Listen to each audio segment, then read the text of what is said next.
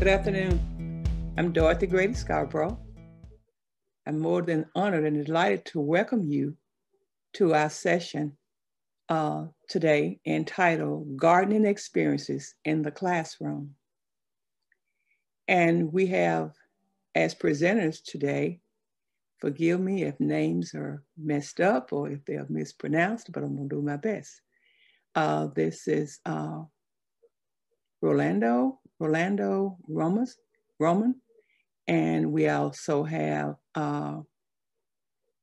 Miss Key, and we have, hold on, the other one disappeared. And we also have Tess Johnson. They will be presenting to us today, so sit back and enjoy. And the order in which shows up on the screen is that we have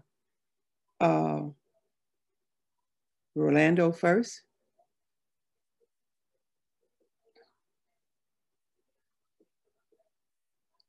He's still on mute.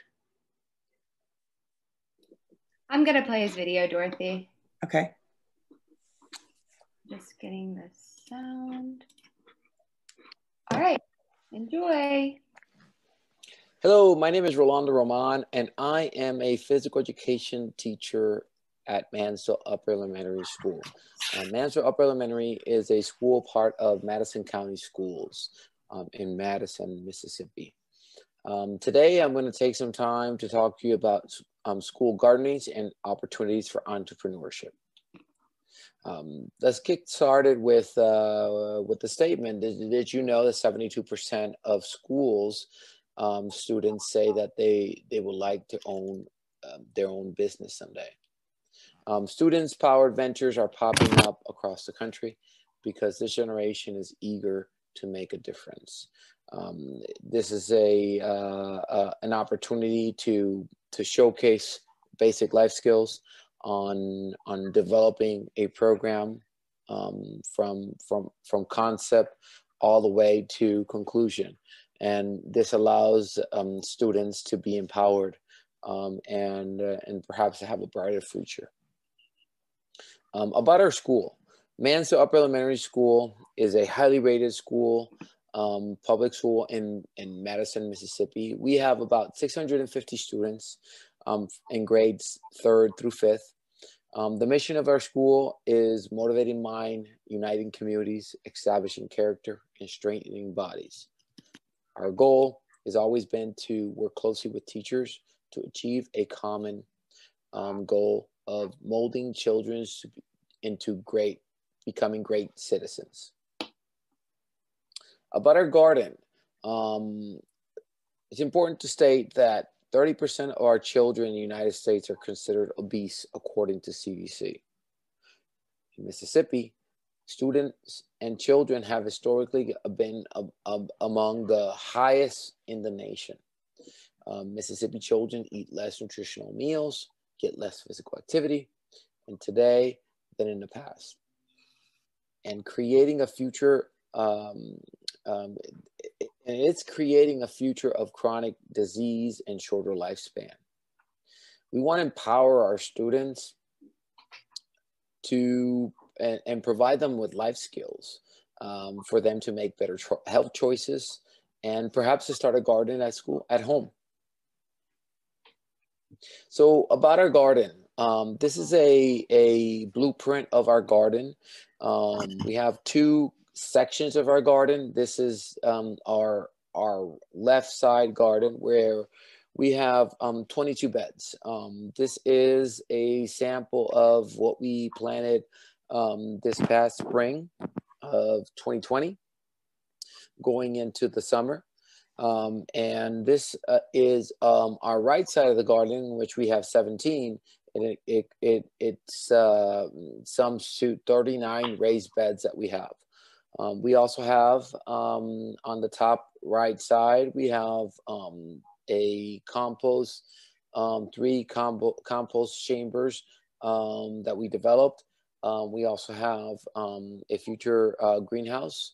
We had a greenhouse 2 years ago in a storm. It was a tunnel greenhouse and it got destroyed, but we're working on on building a new one. And then we also have a chicken coop, which we have multiple chickens in our garden. Why should every school have a garden? School gardens have entered the national spotlight as an effective way to promote lifelong healthy eating habits and connect students with a natural world. It's an opportunity for them to connect with nature, provide them, gardening provides educators with an opportunity to enhance students' education to practical and real-based learning. It allows to connect across curriculum, hands-on opportunities in learning, inquiry, observation, and experiments across curriculum. It can motivate kids to eat and love vegetables. An example at our school, part of our curriculum-based program, we celebrate our last day with a smoothie party in which we harvest fruits and vegetables from our garden, and we bring in some supplemental vegetables to make smoothies. And this is throughout the class. Kids see us making these smoothies, and they are able to have a better understanding on how a smoothie is prepared. How is that we're using what we harvest to make these smoothies, and how good they taste. It also promotes physical activity and quality outdoor experience. It allows us to be outside. It's as you all know, because many of you all like-minded people, you spend some time in the garden. You know, it's hard labor. So it's a fantastic opportunity for them to be active. And then supplying local produce to our community. This provides you an opportunity to perhaps share your produce to a community shelter, or share your produce with staff and faculty, or perhaps in the realm of entrepreneurship, have a farmer's market so that you can use those funds and reinvest them back to the garden. How can the school garden develop a desire to students to become young entrepreneurs? In today's society, childhood obesity is an ongoing issue and often attributed to the lack of education on nutrition choices, but also the lack of knowledge about where food comes from. Our goal is to provide each student the basic principles of growing our own food while learning how to provide for plants' needs, nurture them. The student will also learn how plants provide to our needs. The lessons we use include math, science, language arts, health, social studies, concepts that help the student understand how plants help us live, grow, learn, and play. Basically, using the garden daily chores to provide our students with life skills that will help them become better citizens.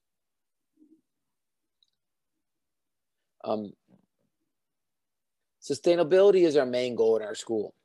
Our school has a leadership program for 5th graders, and we collaborate, partner with the coordinator of this leadership program. And every afternoon, we have 4 leadership students come to our garden, and they're tasked with a chore. I meet with them on Mondays. We get a list, and they come all the way through Friday. So they understand what they need to do. So their tasks, they already know exactly what needs to be done, and they check boxes. So that provides them a foundation of the workplace. We also have students in our school participate in a program that we call Junior Master Gardening Program. All 650 students of our school participate. This is a 4-week rotation program in which it takes place on Thursdays, and every 4 weeks we get another set of 3rd, 4th, and 5th graders. They come in, they take the garden where the students the previous classes have left the garden, but they start off learning the basic skills on starting off with the garden rules, coexisting with nature, going into germination, photosynthesis. So we have a very broad and thorough outreach initiative in which we teach basics, but we go straight into the garden. Each student comes in for an hour, and we have 3 hours of weekly opportunity to invest in the garden and do the daily chores of the garden.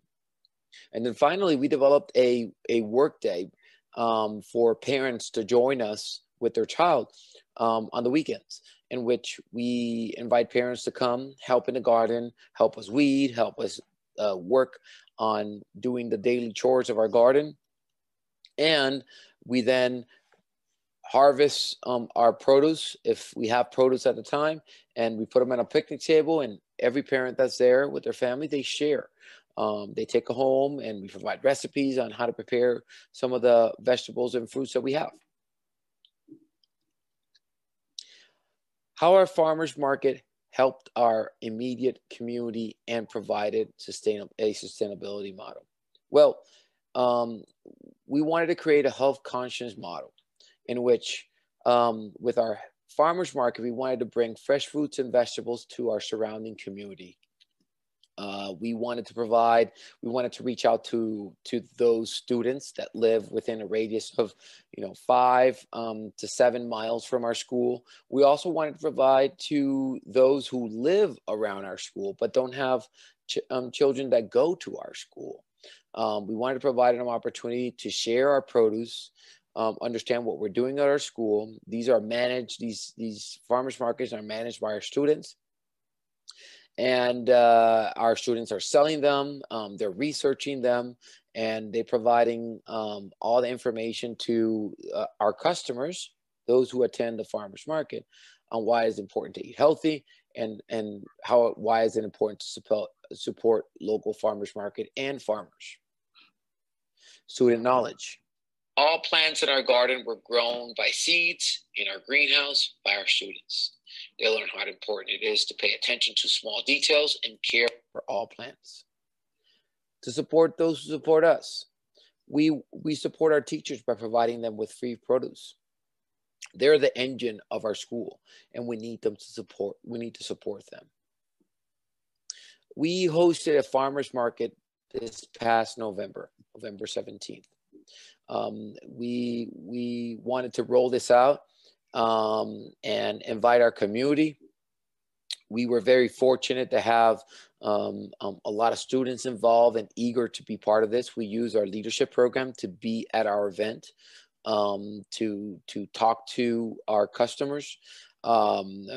All the proceeds, 100% of the proceeds went back, reinvested into our garden to buy tools, to buy soil, to buy a vast resources that we needed that otherwise we didn't have the funds to be able to purchase. Here's a short video that provides you a little bit more insight of what we did.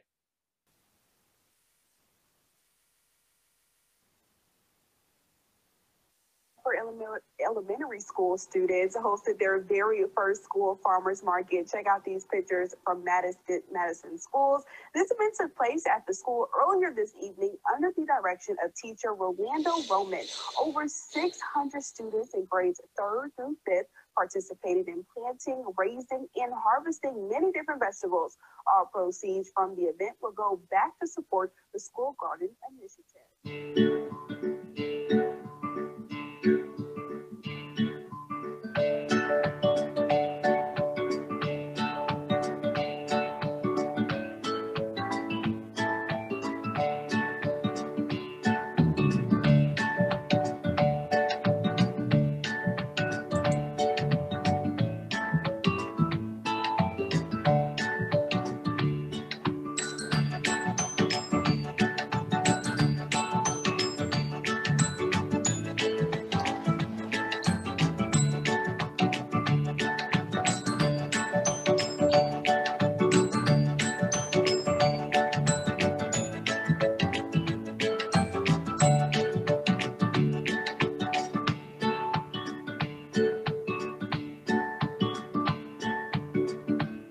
What do you think about our Mansdale Upper Elementary School's farmers market? I think it's amazing. It's a great idea.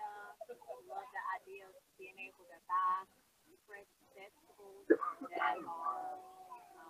made by the school and by our students, teaching them hard work and how to eat healthy. I think it's amazing. And kids learning how to do this.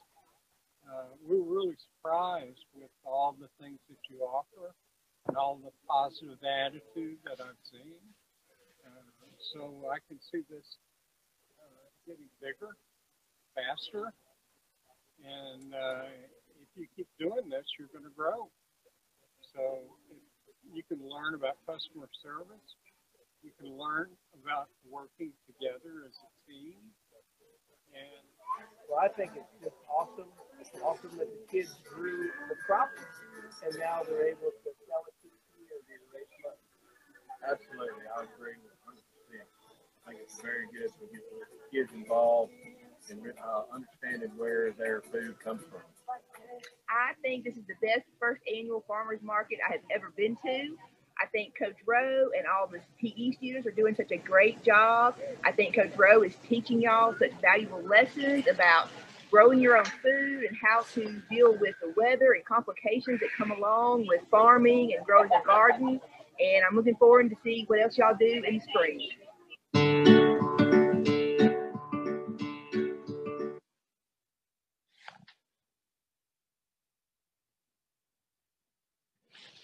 How to start? How can you start a farmer's market or build a garden at your school? Keep in mind the best plans is big, but start small. A large project can be exhausting, and it can take a lot of time. It requires a lot of students. It requires a lot of volunteers. A lot of times you're the one doing everything. So start small and build support. Okay, and take advantage and share the outcomes of everything you do. Here's some ideas and tips that I've learned along the way. All through physical appearance of a school garden, it vary greatly. A few common steps that leaders must take to create a successful and sustainable program. Develop a school garden program comes down to planning and building three main areas: people, places, and plant care. The basic step of building a successful garden include gathering support. Okay, it's important to gather support. The support starts from your school, from your administrators, and from your teachers. Get them to embrace it. Perhaps create a club within the faculty. Forming garden committees. These committees can be part of your school.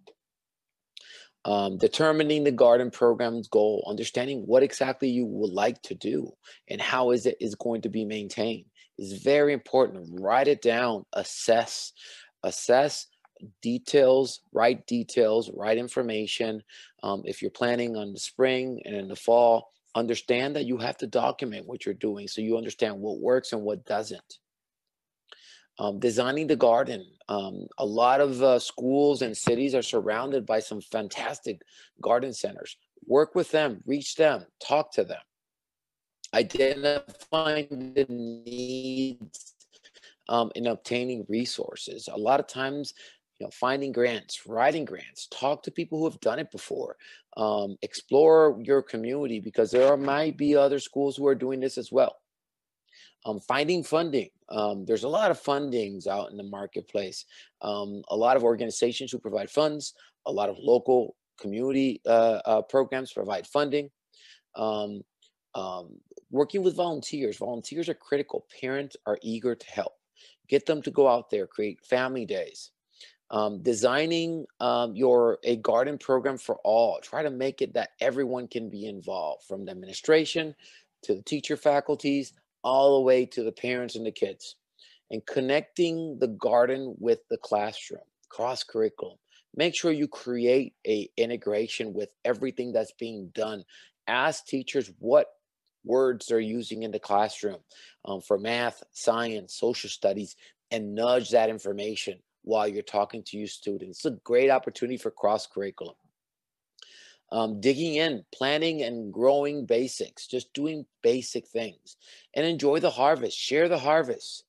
And then finally, sustaining your program. It's very important to find ways to making your program sustainable Farmers Market is a fantastic opportunity, not only to teach your students about entrepreneurship, about working on developing things from a ground level and building a business, but also to sustain your program. So you're not only supporting your program but with grants. Closing, thinking goals and potential benefits, and taking goals and potential benefits account. It's easy to see why interest is high in installing good gardens and implementing gardens to schools, but also serve as teaching tools. The ideas and tips that I provided to you are necessary tools for launching a sustainable and successful program and at your garden, at your school. So it's important to create a plan. We hope this presentation will empower you to begin your journey or to continue your journey. Many of you all here have a garden at school, but this opportunity to embrace and connect everyone together is important. Let's stay connected. I have many ways to be reached via email. My email's listed here, our school website. I document all the information. I publish information on our Facebook page, which is MEUS, Growing Better Citizens, and then our Instagram page. I hope this was helpful. Hope you can reach me and we can stay connected, and take care and great success. Thank you, Rolando. We're going to move right along to our next presentation by Tess Johnson. If you have any questions for Rolando, please put them in the Q&A and we'll get to them after the session. Thanks.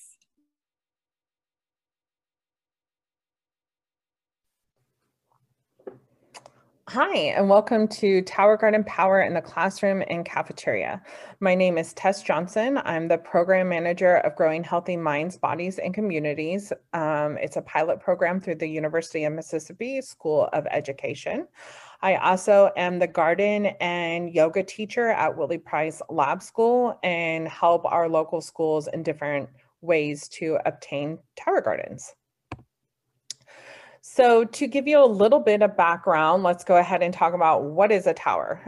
Some of you may be familiar with them. Some of you may not have ever seen one. So I'm just going to go through a quick description and show a quick video of what a tower garden is. So this tower garden that you see here on the left-hand side is a vertical aeroponic growing system. So what this means is that it utilizes air and water to produce the fruits and vegetables within the tower. So you can see right here, this is the tower part of it, and the roots hang into the tower to constantly be exposed to air and water. And the mineral blend that you add is similar to any hydroponic feed that you would feed to plants, and it mixes in the basin down here and pumps it up to the top. So I'm going to share a film real quick to show you exactly what I'm talking about.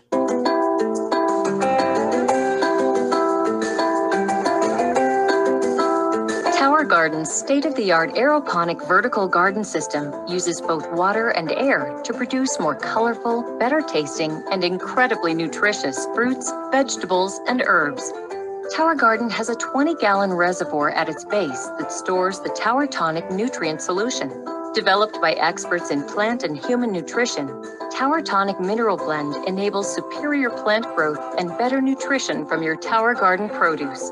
The process begins once the seedlings have been placed in your tower garden.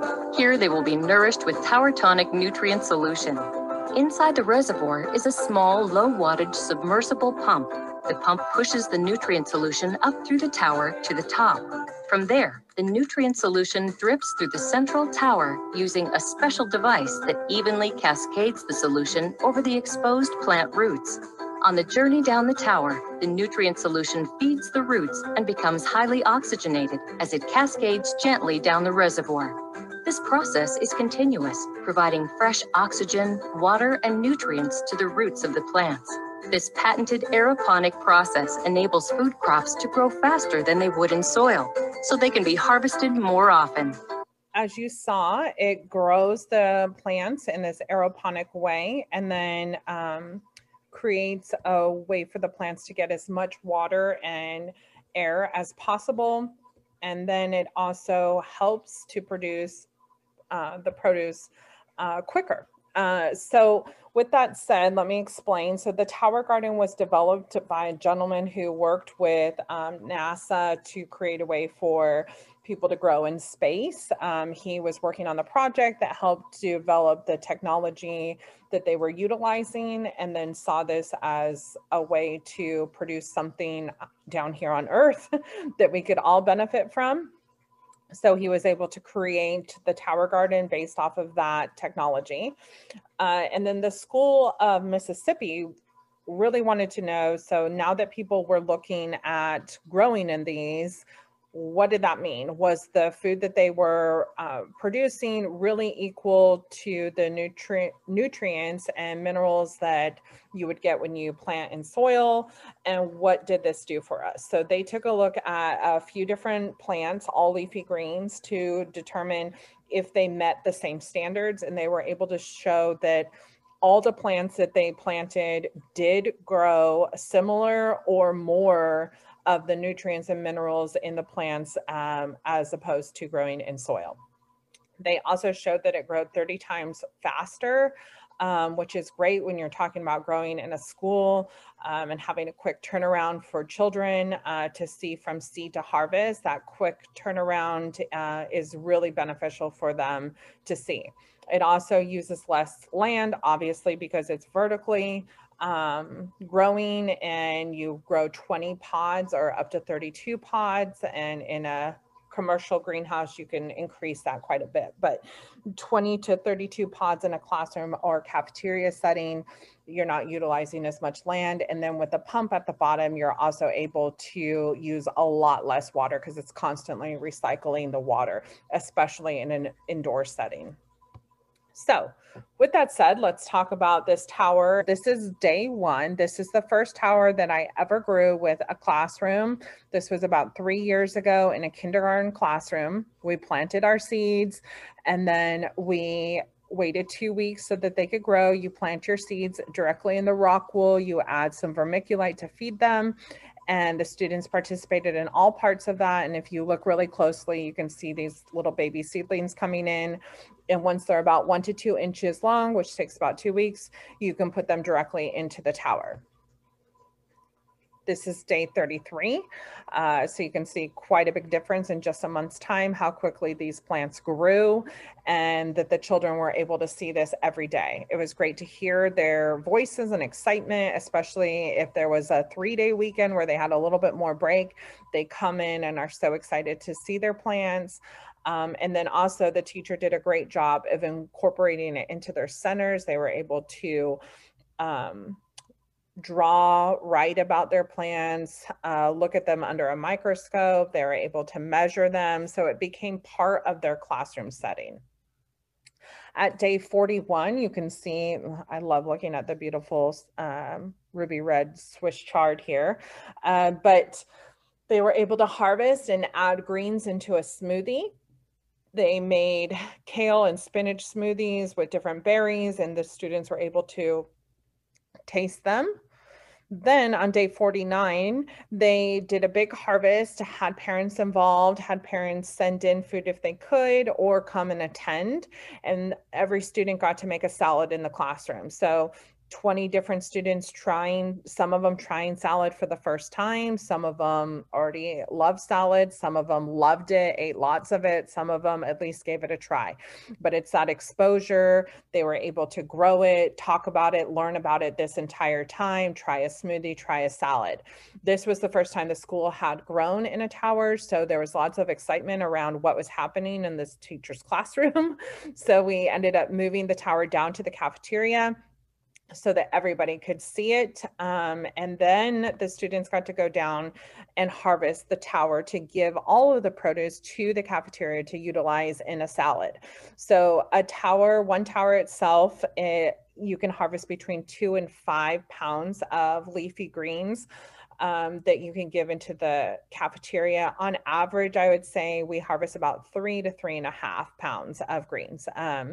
But some of these, if you wait a little bit longer, you can see how big these plants already are. So waiting a little bit longer, you can definitely hit that 5-pound mark. So a cafeteria the size of Bramlett, roughly 600 students. We're growing 3 of them with an extension. So they have another 8 pods. So they have 28 pods that are growing, and we definitely harvest 5 pounds off of those. So we get about 15 pounds of greens, and they need roughly 19 pounds when they're doing a salad day or adding salad to their lunch tray. So we almost hit the entire amount. So if one classroom is also ready to harvest during that time, we definitely have more than enough greens to give to the cafeteria where they're able to, the salad is able to be directly from everything that was grown, which is great. And a great way for the students to tie in that social emotional learning by giving back to their larger community and giving items to their school to eat. And you just see the excitement on their faces when it's served, when they get to tell their friends they grew it, when they get to go home and talk about it. So there's just lots of great ways to tie in great social emotional learning, as well as obviously all the STEM and standard-based learning that happens. So as I mentioned, I am the yoga and garden teacher at Willie Price, and we were funded a couple years ago by the Green Fund within the university. Willie Price is the lab school at the university campus. They have children ages 3 to 6, and these students learn how to plant their towers, how to take care of their towers, how to harvest their tower, and then of course eat everything that grows on the tower. So part of this project is to educate the students, and then also part of it is to give back. So we'll discuss that in a minute. But these students have the opportunity to grow just like in a bigger school, but they're sweet and little and so excited. And I just love to see these little ones, 3 years old, that are learning how to use their fine motor skills with pinching their seeds and putting it into the rock wool, watching their plants grow, talking about what the plants give to our bodies and what we need to give to them to grow, and then obviously getting to eat it. So lots of great learning opportunities happening for these sweet kiddos. The other portion of this project is the greenhouse. We have tried everything from greens, tomatoes. We're currently growing broccoli and Brussels sprouts, which I'm really excited about. We've done beans, lots of different herbs in there, all of which a portion of it always goes back into Willie Price, and then a portion of it goes upstairs to the Food Bank, which is directly above Willie Price, and the students get to help harvest that and take it upstairs.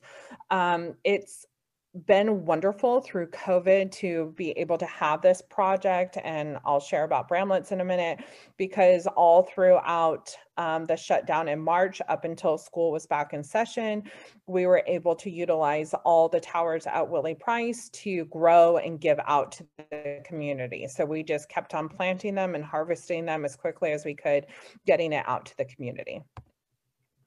So Bramlett Elementary School, the program there was funded by Blue Cross Blue Shield, and they have 3 towers that grow consistently in the cafeteria. Every bit of what is grown in there goes directly into the cafeteria. They've done herbs that they add into different dishes, as well as all the greens. They also have towers, 5 of them, that rotate to different classrooms, so teachers can sign up to grow in a tower, and they get to have it in their classroom. They get to plant, take care of it, harvest it, and then clean it and get it ready to go into the next classroom.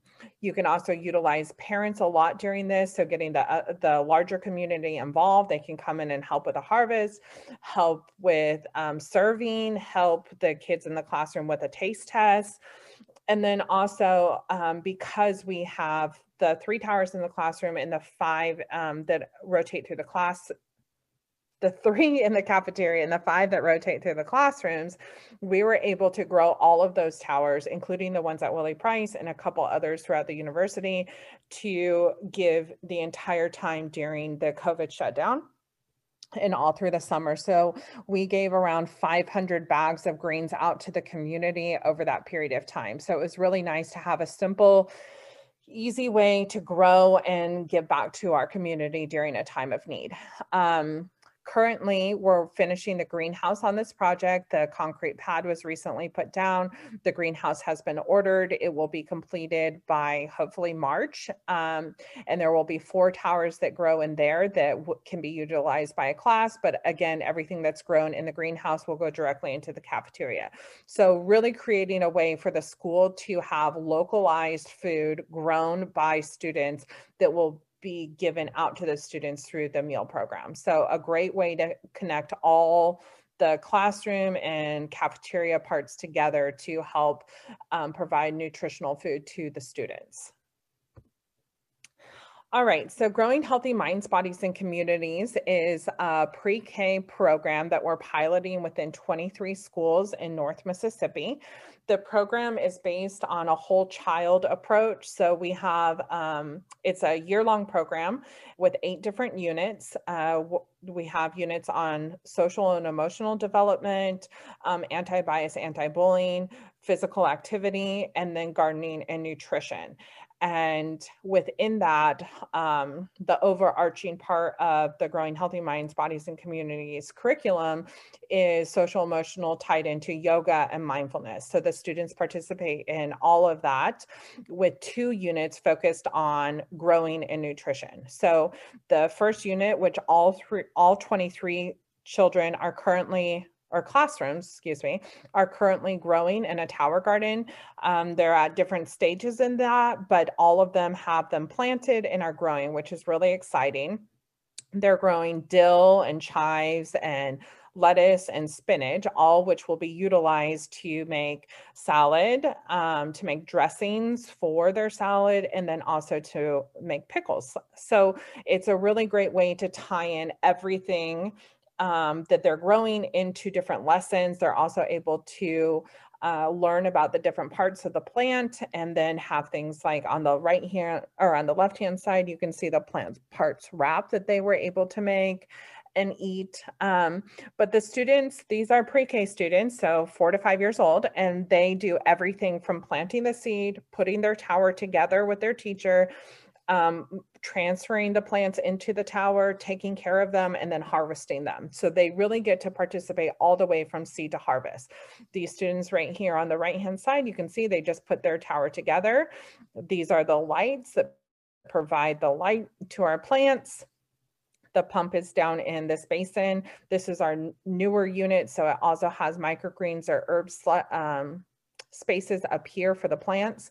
So these students are getting to really take part in a true growing environment in their classroom, creating great opportunities for standard-based learning, STEM projects, and then also all the nutrition that you want to incorporate. Obviously, we have ideas of how they can utilize and all the produce that is growing on there, but there's other opportunities for teachers that are interested. As I mentioned, you could bring in and make a smoothie, you could harvest and make a salad, you could do other things than just what is provided.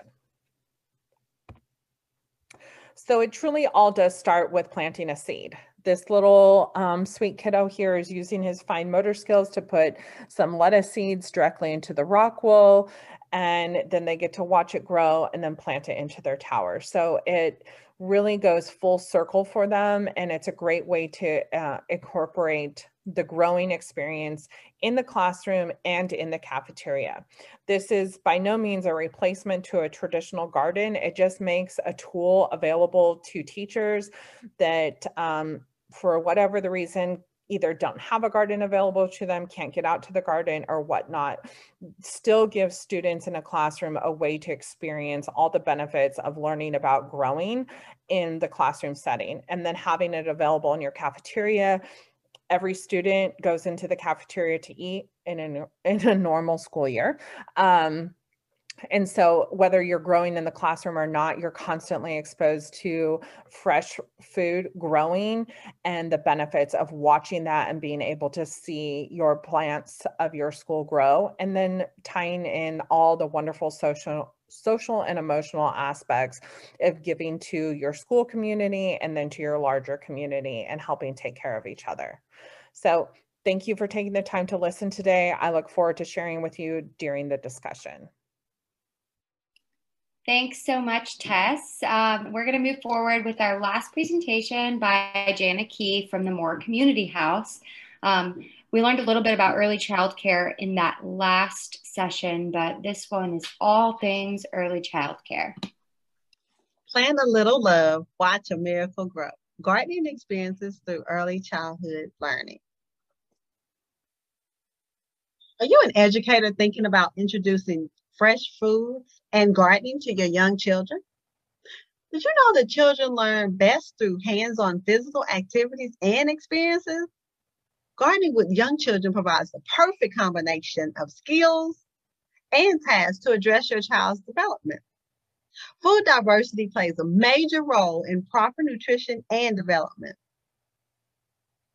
While it's great to encourage your child to eat foods you know they like, offering new options on a regular basis can help get their nutritional benefits from a variety of sources. Children are often more willing to try new food that they have been involved if they are involved in the process of growing it. Plants can create a beautiful environment, whether they are in a garden, raised in a plant bed, or in a pot. Your child will enjoy every stage of this process, and bonds can even be made with the children and with adults in their life.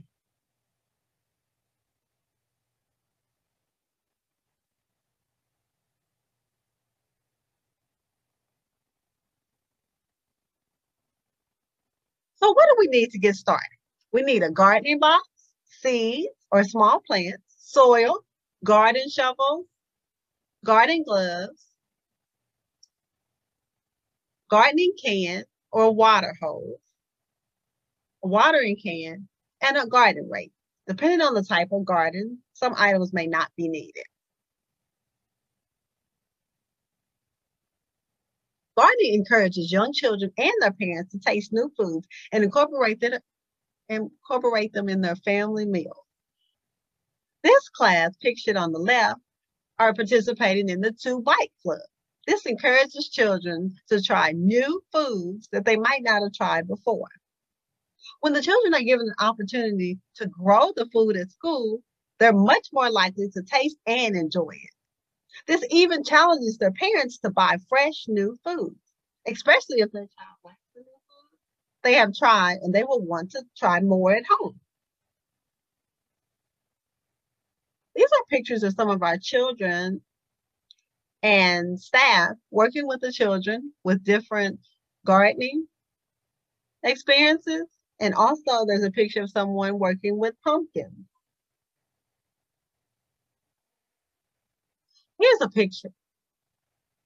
Here's a picture of some of the things in our garden and also some of the herbs that were grown. Here's a picture of this little boy that's showing that he tried a green apple for the first time.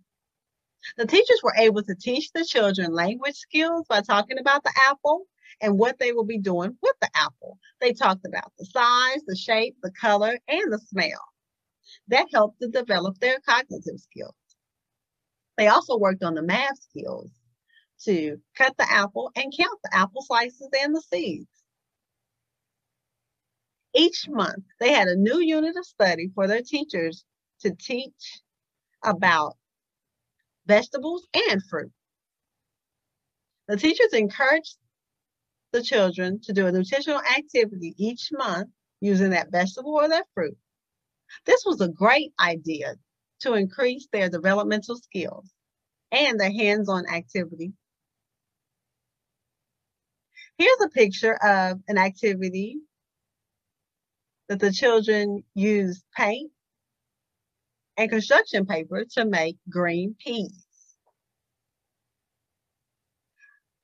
While working in the garden, the children were able to learn about different insects also. In the picture, these children got to see a caterpillar, and eventually it will turn into a butterfly. In the picture to the right, these children are working with our kitchen staff and the teachers to pick the vegetables to get ready for lunch. The garden boxes were assigned to each classroom, and they planted their vegetables. They watered their plants, they pulled up the weeds, and then they watched the plant grow. And after it grew, they were able to pick it.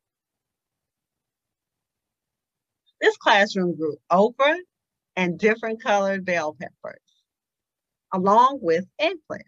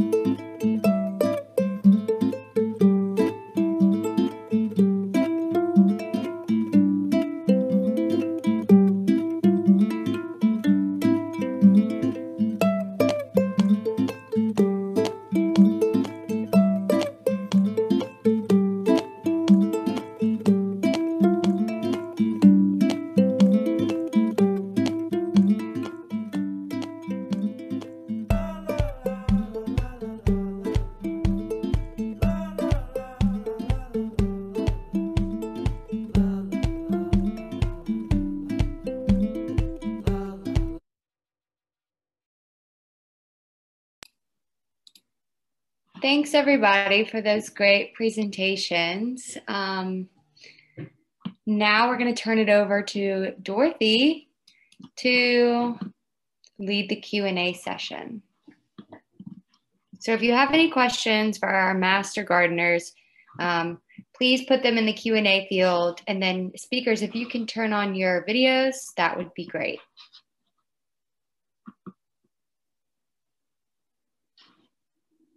Oh, I think Dorothy might be frozen at the moment. Well, I know that she has a question for Tess, actually. Tess, is the solution organic in the Tower Gardens? Well, Tower Gardens sells a solution, but you can use any hydroponic solution you want. So it would just depend on what kind of solution you wanted to use in it. Okay, so you choose whatever solution that you want. Yes. Cool. Dorothy? There was another question that came up that was for Tess.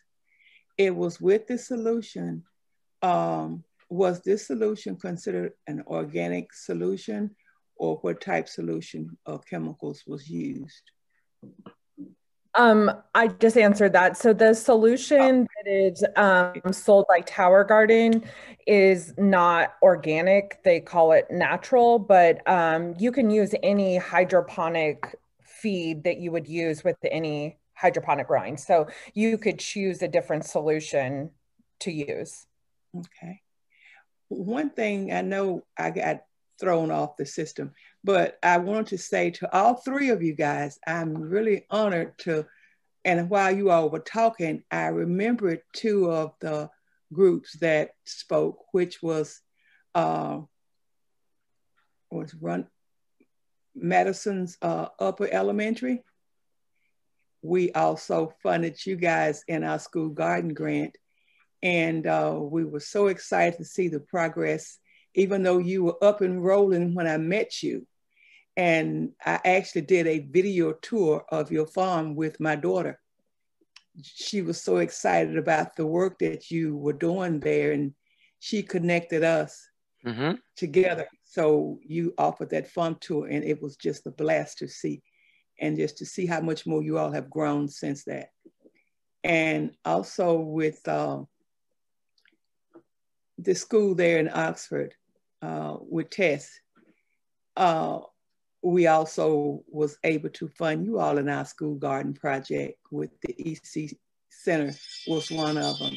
And Morehouse down on the coast, we had actually had an opportunity to visit with you all, and it was actually an awesome opportunity to be able to do that work with you all.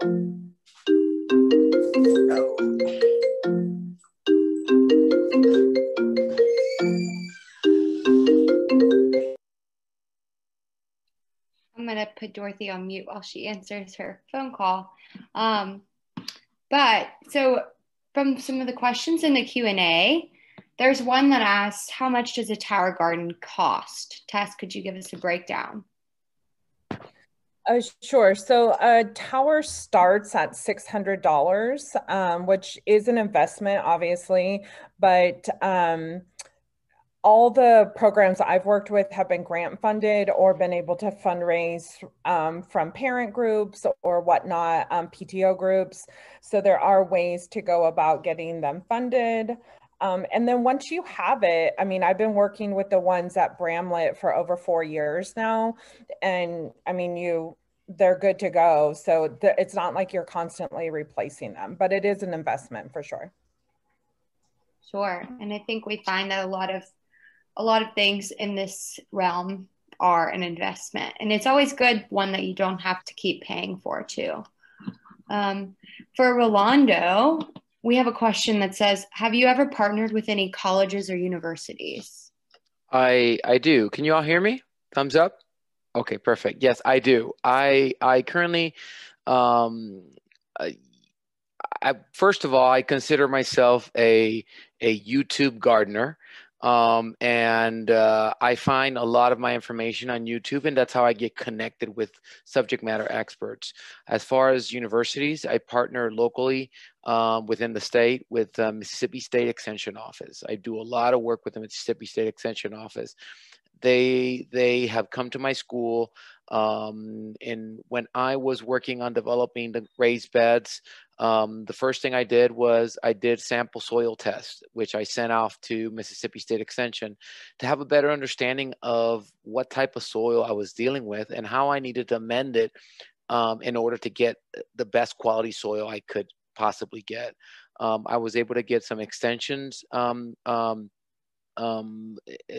extension officers to come to my school to provide me some more insight of what I needed to do, specifically dealing with pests.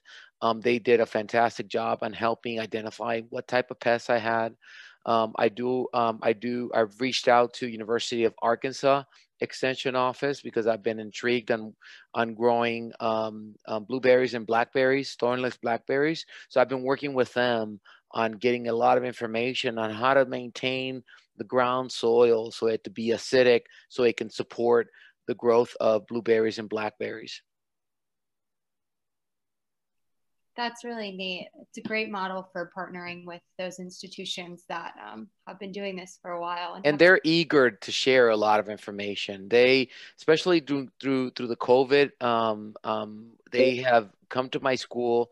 To add another plug to Mississippi State, I'm currently doing a geocaching within the woods behind my school and Mississippi State Extension Office. I'm in Madison, and the representative that's specializes is he lives in Grenada. That's close to 2 hours away, and he comes to my school, helps me create the curriculum, and we're going to be launching it in the spring to our student. Geocaching, set up 10 boxes in the back and integrated understanding trees, understanding the soil, understanding wildlife. That's amazing. Our next question is for Jana at the Moore Community House. And Jana, if you want to turn your video and your mic on, we'd love that. But your program is so unique and beautiful. What an incredible offering to your students and families. Because this is extra work, what drives you and your organization to do it? All right. Hello, everyone. I think it's mainly the children, their excitement with doing the projects, and the teachers, the other staff, even some of the family members, they help out with it too. And they really, I mean, we make it a partnership and everybody enjoys themselves. And they love to dig in the dirt because the children sometimes don't quite understand it, but they like digging in the dirt. So that's the fun part. So they think they're having fun, but they're growing plants. And then when they see the plants grow, they get so excited that they did that. So it's exciting, not just for the children, for the teachers, other staff, and the families. That's amazing. That's what we live for here, is getting the whole community involved, just like Rolando did with his farmers markets and family pick days. Does anybody else have any questions for the speakers?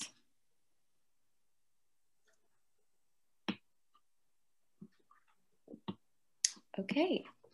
Well, I think we may go ahead and sign off and get ready for our other session that got pushed back a little bit. But if you're joining the Edible Schoolyard session, you can still log on, but they're going to start a little bit later. Oh, and I did want to share with you all a virtual bulletin board. You can share any events and news with our whole network. I put that link in right here. Yeah, so feel free to share anything with our network that you'd like. Thanks again, speakers. Thank you all. Appreciate it. And Miss Dorothy, thank you for me. Now I can meet you in person. I can say I met you in person. Okay. Well, thank you all. I enjoyed it. Thank you so much. Thank you. Yes. I enjoyed it. Thank you all so much. Right. Thank you all.